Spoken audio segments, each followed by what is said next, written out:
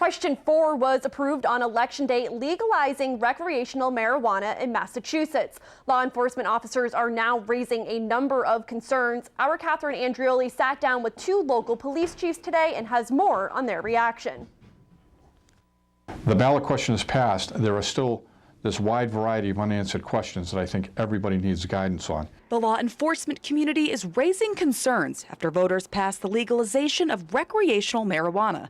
A big issue for police is people who may drive under the influence of marijuana. We are very concerned because if you look at a place like Washington that has passed similar legislation, the amount of fatalities that have come just as the use of recreational marijuana doubled. Police chiefs we spoke with say it will be a challenge to now test drivers for marijuana. What are we going to give to the police officer out on the street as a tool to detect operating under the influence of marijuana?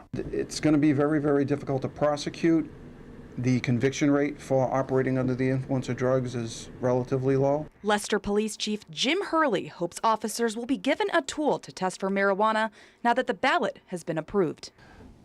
The formation of the commission that will oversee this implementation and the courts will work together and come up with a legally acceptable test, just like a breathalyzer for operating under, that can be used to test for being under the influence of marijuana. Hurley says the next step for officers is to educate the public on not getting behind the wheel under the influence of marijuana, and also to develop a proper training for officers on how to deal with those who may be driving under the influence. So the best thing we can do is educate the public.